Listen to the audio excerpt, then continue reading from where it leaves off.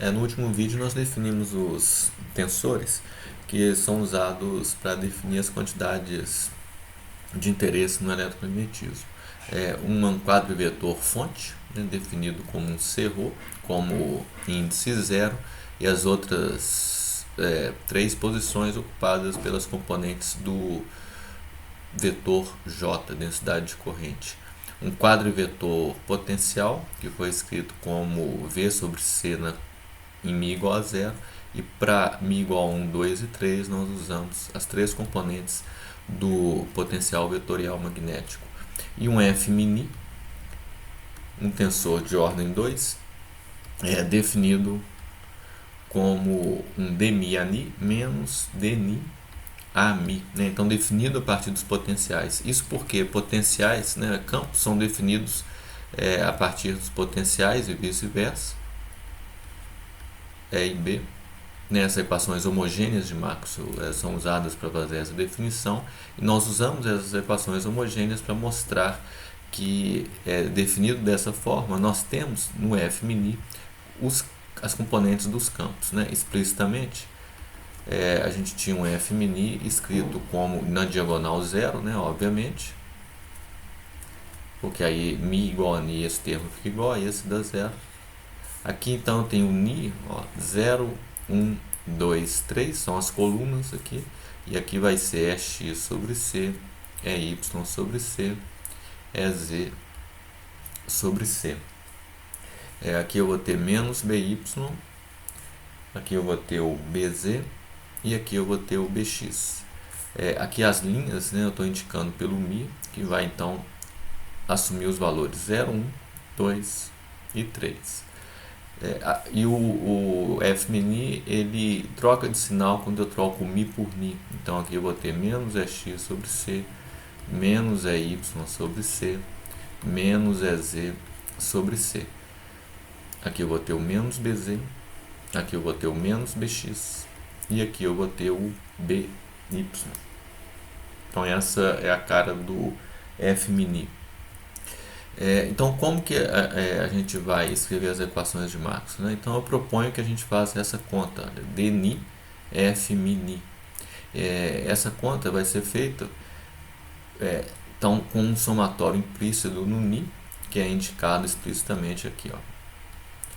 O ni vai repetindo.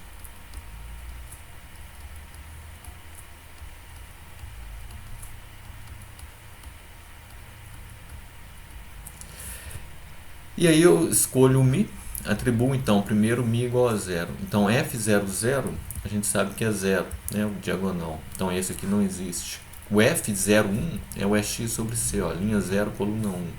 Linha 0, coluna 2 é y sobre c. Linha 0, coluna 3 é z sobre c. Então quando eu ponho μ igual a zero, o que eu vou ter vai ser um d dx de x sobre c mais d dy de y sobre c mais ddz de ez sobre c. E isso pode ser escrito como 1 sobre c divergência de E. Então, essa operação com μ igual a zero me leva a algo proporcional à divergência de E. Eu sei que isso, na equação de Maxwell, que é a lei de Gauss, tem que ser igual a, em termo de fonte, que é a densidade de carga.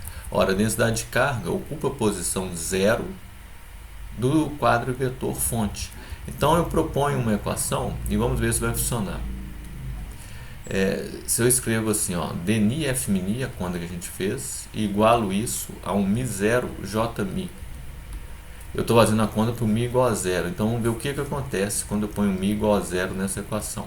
Do lado de cá, a gente acabou de fazer a conta, deu 1 sobre c divergência de E. Do lado de cá, o J0 é C-ρ, então vou ficar com μ0 C vezes ρ. Ora, C vezes C aqui é C2, é 1 sobre μ0 ε0. Então, o que eu obtenho com μ igual a zero é nada mais, nada menos que a lei de Gauss, contida aqui nesse índice μ igual a zero. Agora vamos colocar o μ igual a 1 para ver o que acontece. Bom, do lado de cá, eu faço a conta aqui, olha, μ igual a 1, e vejo que eu vou ter um D0, F10, então vou escrever aqui, mais um D1, F11, mais um D2, F12, mais um D3, F13. Vamos ver o que é isso. Então essa é a conta nossa para o Mi igual a 1. 1 é 0, porque a diagonal não conta, né? Ela é 0. Agora quem é o F10? Então é linha 1, coluna 0, é menos EX sobre C. DD0 é 1 sobre C DDT. E aí eu tinha então menos EX sobre C. Essa é a conta que está aqui.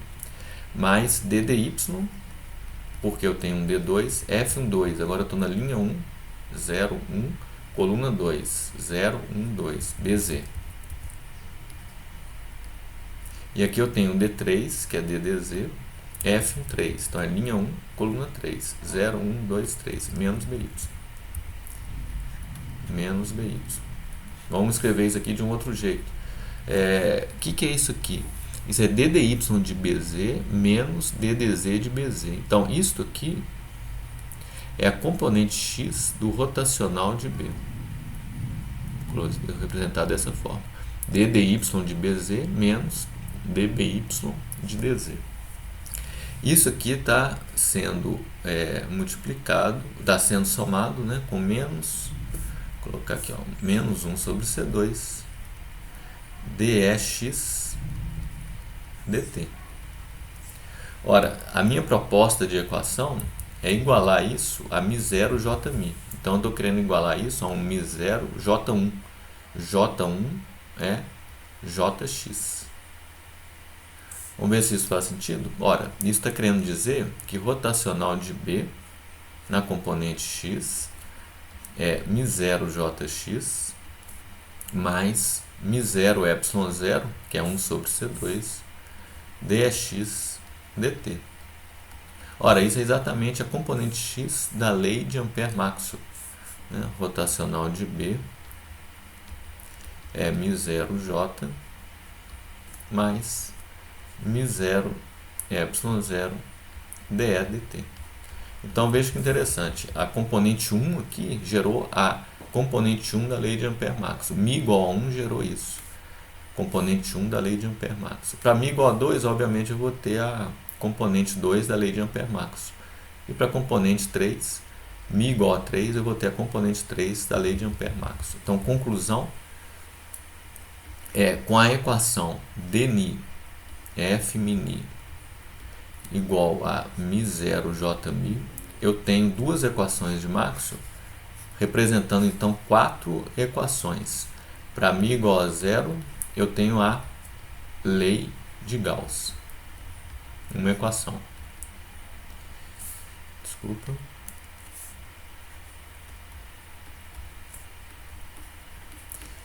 E para μ igual a 1, 2 e 3, eu tenho a lei de Ampère-Maxwell rotacional de B é μ0j mais 1 sobre C2 dE dt. Então essa é a forma da gente representar as equações de Maxwell não homogêneas, aquelas que envolvem a fonte. Essa equação representa duas delas, as duas que não homogêneas.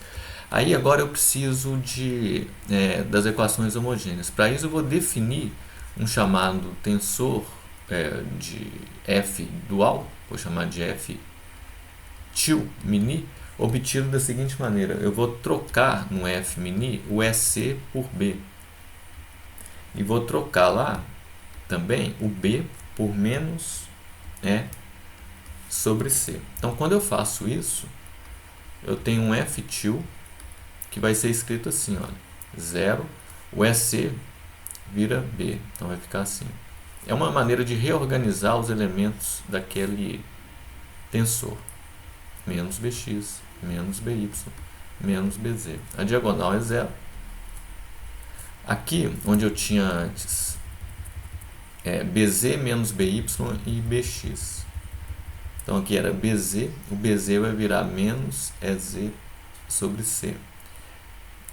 Aqui do lado era o BY negativo BY negativo vai virar EY sobre C. E aqui, onde era BX, vai virar menos EX sobre C. BX vai virar menos EX sobre C. Então aqui eu ponho só completo, invertendo o sinal. Esse é meu tensor dual. Olha, por que eu fiz assim? Porque agora, se eu faço essa conta, vamos ver o que eu obtenho. Vou igualar isso a zero. Vamos colocar μ igual a zero. A gente já aprendeu que tem um somatório implícito aqui. Então eu tenho um D0 F00 que não conta, F til, mas eu tenho um D1 F til 10 mais D2 F til 20 mais D3 F til 30. E aqui então eu sigo a linha coluna 0 e linha 1. Eu escrevi errado, desculpa. Vamos repetir. D0 F til 01 mais D1 F til 0. Aqui é 00 e 01 mais D2 F til 02 mais D3 F til 03. Bom, 01, 02, 03 estão aqui, ó, BX, BY e BZ. O D0, F00 é 0, porque o F00 é 0. Então eu tenho aqui a divergência, que aqui é DDX, DDY e DDZ do B. Quando eu igualo isso aqui a 0, eu tenho uma equação de Maxwell, que é a divergência de B igual a 0. Agora vamos escolher o μ igual a 1 e fazer a mesma conta. Então eu vou ter um D1 F1 1.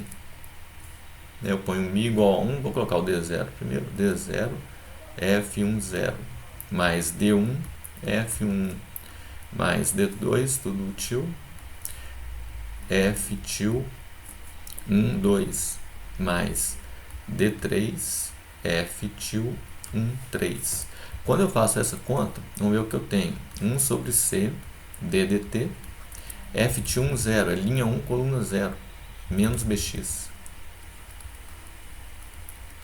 Mais D1, que é DDX, de F1, que é 0. Então, esse aqui não conta. Mais D2, que é DDY, F til 1, 2, 0, 1, 0, 1, 2, linha 1, coluna 2, menos EZ sobre C. Mais DDZ, de F1 til 1, 3, linha 1, coluna 3, 0, 1, 2, 3, é Y sobre C. O que a gente tem aqui? A gente tem o DDY, tem menos, olha, vê se concorda, rotacional de E na componente X. Por quê? Rotacional de E na componente X é DDY de EZ menos DDZ de EY. Aqui eu tenho com sinal menos. Isso aqui está sendo somado com menos 1 sobre C dBx dt. E eu estou igualando a zero na minha proposta de equação, que é essa aqui. Então, reescrevendo isso, eu noto imediatamente que o que eu obtive foi a componente X da lei de Ampère-Maxwell.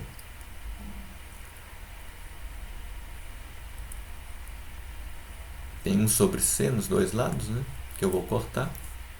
Então vai ficar com dBx dt, sinal menos. E é a componente X, então, dessa lei de Faraday, né? Desculpa, eu falei Ampère-Maxwell, lei de Faraday.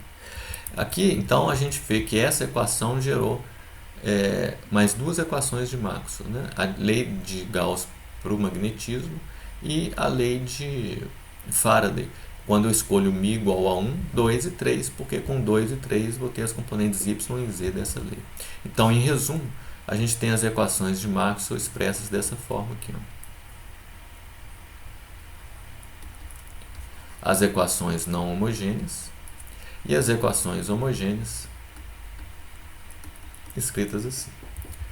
De passagem, a gente nota também que a gente pode escrever os potenciais observando que dμ é um operador que vai ser d0, d0, d0, d0 é 1 sobre c ddt, O outro D0 é menos 1 sobre C ddt mais D2 dx2 mais D2 dy2 mais D2 dz2. Ora, esse é um operador que coincide com o operador d'Alembertiano, que é o operador da equação de onda. Ele é escrito como Laplaciano, que foi obtido aqui nesses três termos, menos 1 sobre C2, derivada no tempo. Tá? Por que eu inverti o sinal aqui? Eu usei aquele esquema de subir e descer índices, que pode ser expresso dessa forma, né? E o G00 é menos 1. Então, quando eu tenho um índice zero aqui, eu vou ter que incorporar um sinal negativo. Isso não acontece na parte espacial, com μ igual a 1, 2 e 3, porque lá o G1, G22, G33 valem 1 na nossa convenção. Então, a equação que expressa as equações não homogêneas do potencial que nós havíamos obtido podem ser escritas na formulação manifestamente covariante, como isso aqui, né? Observa que se eu ponho μ igual a zero, eu tenho o d'Alembertiano, operador da equação de onda, agindo em V sobre C. Eu vou igualar isso ao quê? Bom, vamos igualar isso a menos μ0 jμ. Vamos ver o que vai dar. Então, vai ter aqui menos μ0. Jμ é o quê? Com μ igual a zero, isso é C ρ. Ora, essa equação me diz que o d'Alembertiano, operador da função de onda aplicado em V, vai valer menos ρ. Aqui eu vou ter C2, né? Então vai cortar um μ0 e vou ficar com ε0 embaixo. Ok. Agora vamos pôr μ, então esse é o μ igual a zero. Se eu ponho μ igual a 1 e 2, ou 3, eu vou ter, vamos supor para μ igual a 1, eu vou ter o A1, que é o AX, que vai valer então menos μ0 jx. Essa é a equação para o potencial vetorial A na sua componente x, né? Em geral. Então eu posso escrever isso aqui, que é a equação obtida quando eu tenho μ igual a 1, 2 e 3. Então esta equação expressa as equações não homogêneas de onda, que reproduzem as equações de Maxwell na formulação de potenciais, quando a gente tem satisfeito também a condição de Lorentz. Então daí a gente escreve todo o eletromagnetismo agora nessa formulação covariante.